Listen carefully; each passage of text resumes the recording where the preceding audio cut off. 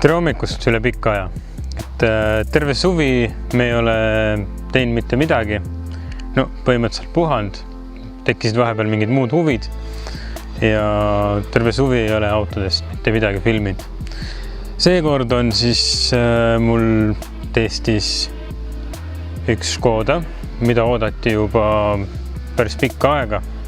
Ja nii kui see auto müüki jõudis, siis kõik lihtsalt tõusid kohe tagajalgadele ja müük läks niimoodi lahti, et valus hakkas kohe. Aga püüan siis täna teile näidata, mis see sisaldab, millega tegu on ja kuidas see sõidab.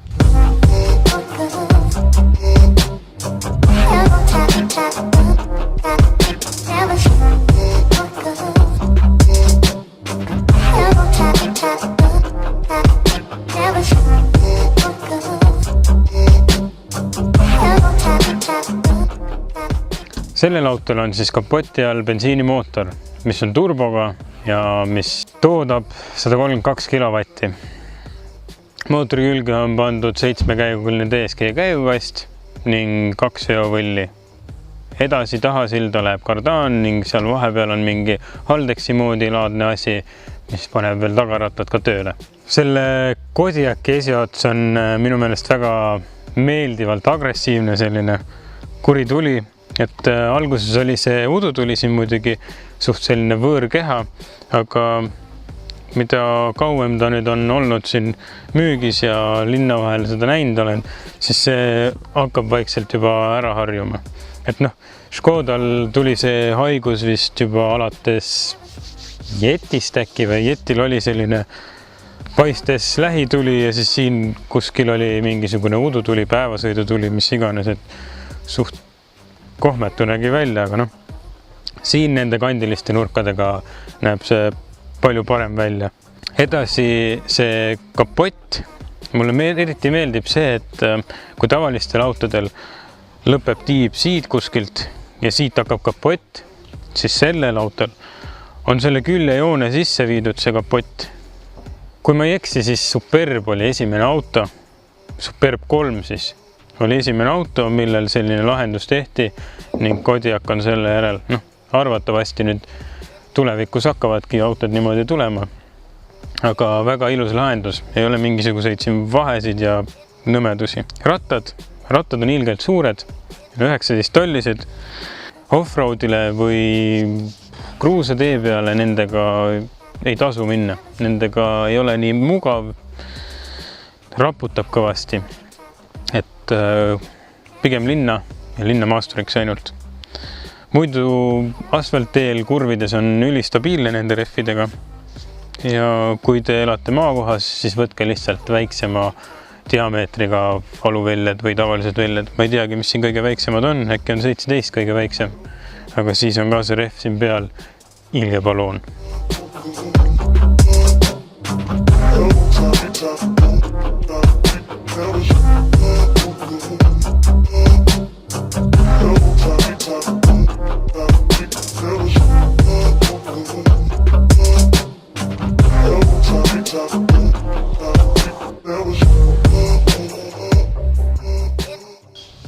Peeglid on maasturi kohta ülihead, suured. Sellel autol on kokku klapitavad, all on veel valgustus. Suunatuli on siin sees, loomulikult tänapäeval ei olegi vist enam rohkem autosid tootmises, millel oleks suunatuli esitiival või esiuksel. No, see on eelmine sajand juba, aitab sellest, eks ole. Mis siin veel on? Peegli all on kaamera, ka teisel pool on kaamera. Ja ees on kaamera. See tähendab, et kui parkimiseks, tagurdamiseks läheb, siis raadio peal tuleb teil 360 vaade ja sellega on päris lihtne sõita. Ei tohi ära harjuda kindlasti. Uks. See auto siis peaks olema esimene Škoda, millel on tehtud uksele sellised kaitsejunnid. Sellel autol on 16 000 läbisõitu juba ja ma julgen öelda, et nad enam ei tööta nii sujuvalt, nagu nad peaksid, et ta täiesti lõpuni siia enam vastu ust ei lähe.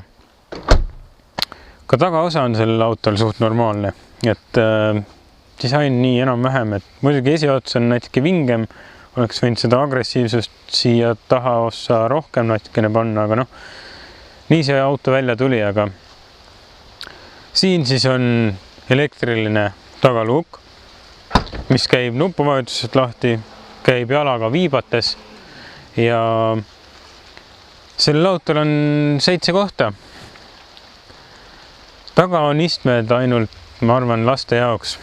Ma olen siin taga istunud ja siin saab sõita, aga mitte Narva-Haapsalu otsa, vaid võib-olla, ma ei tea, 10 kilti, 12 maksimaalselt.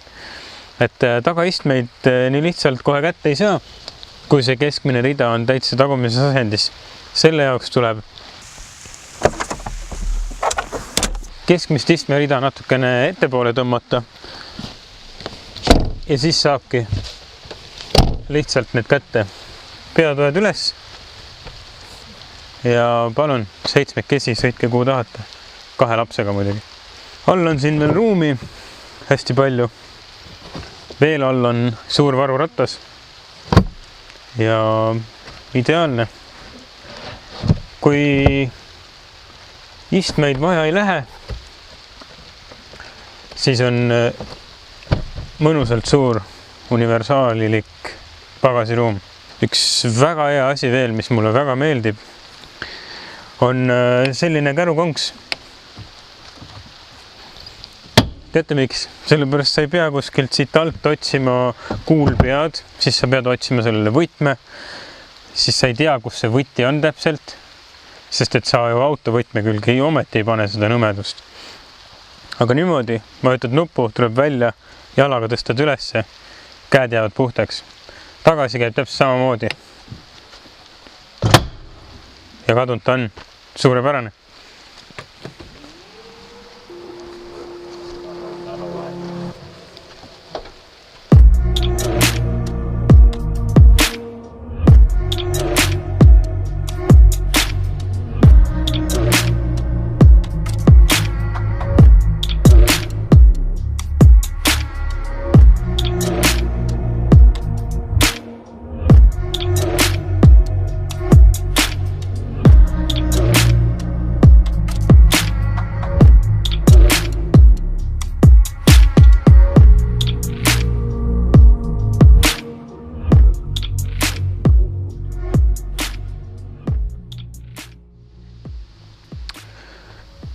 Ka külje pealt näeb see auto väga vinge välja.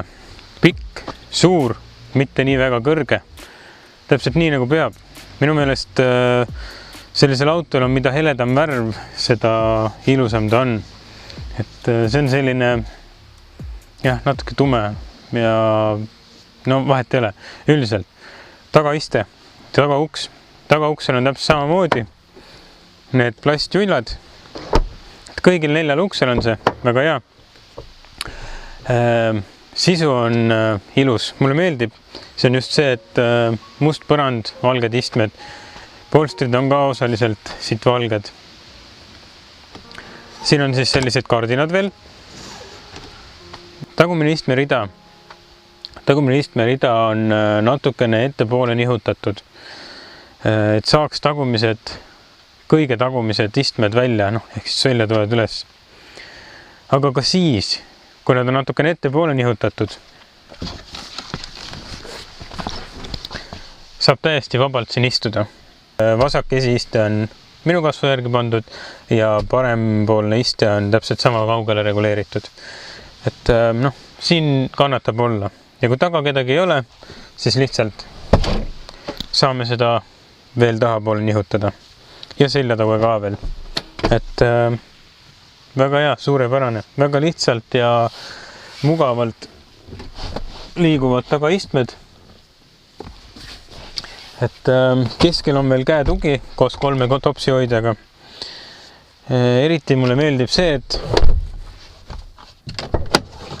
käetugi ja ukse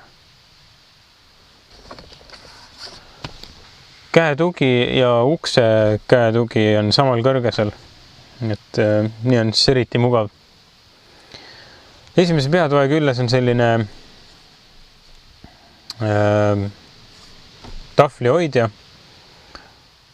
Jällegi samas laste jaoks väga hea. Kindlasti ma ütlen, et siin kõrvalistmel on väga mugav olla. Ainuke asi, mis esiistmete kohta võiks öelda, et alumine istmepadi on minu jaoks natuke lühikene. Et oleks võinud, ma ei tea, kas kaussias või ma ei, no üldiselt ka juhist on samamoodi, et tahaks, et siin jalgade all oleks veel istet. Aga muidu on okei. Alcantara iste ei ole selline täisnahk, mis paneb perse higistama kiiresti. Siin on siis 2 kindalaekat, üks on väikene ja teine on suurem. Siin alumises kindalaekas saab veel panna 2 SD-kaarti sisse, 1 SIM-kaardi sisse ja on ka CD-pesa. Et enam ei ole neid vanasid raadiosid, kus saad CD-sid seest sisse toppida või siis USB-d, et kõik on ilusti ära peidetud, kõik on ilus ja viisakas.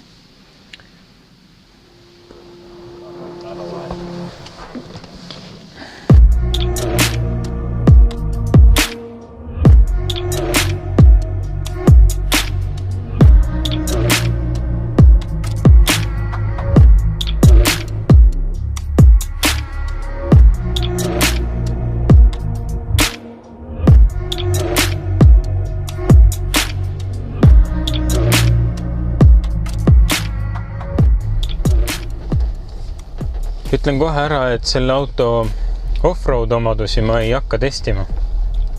Sellepärast see ei ole eriti selline off-roadi pill, esiteks. Teiseks ta ongi linnamaastur. Kolmandaks tal on tavaliselt suverehvid all. Õues on täiega märg, igal pool on hiilge liga. Et see on mõttetu, see on sama hea, et minna kuradi palja jalu jääväljale ja proovi uisutada seal.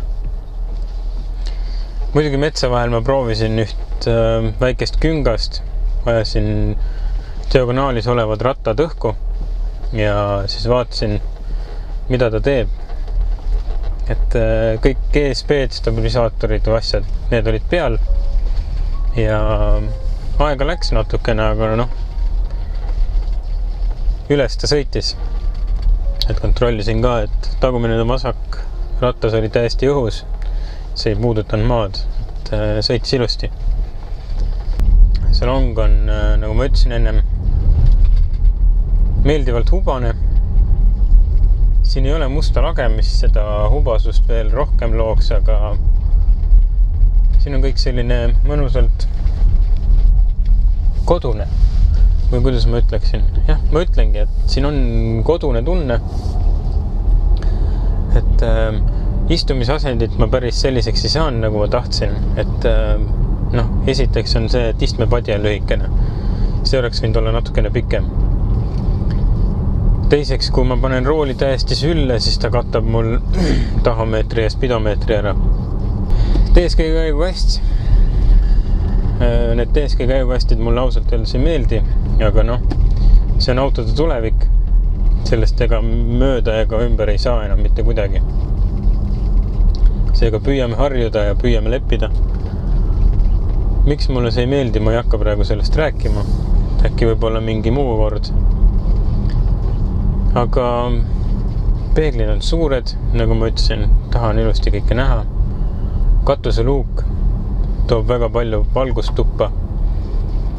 See on jällegi mõnus. Katuseluugile võib muidugi ruloo ette tõmmata, siis on nagu tavalises autos. Natukene heledam, sellepärast, et see ruloo natukene paistab läbi ka. Aga kõik nupud on õiges kohas, omal kohal, arusaadavad. Menüü on läbi raadio jumala lihtne, kõik mida sul vaja ei ole. Siin on kõik eraldatud, raadio, meedia, phone, voice, navigatsioon, äpid, auto, menüü.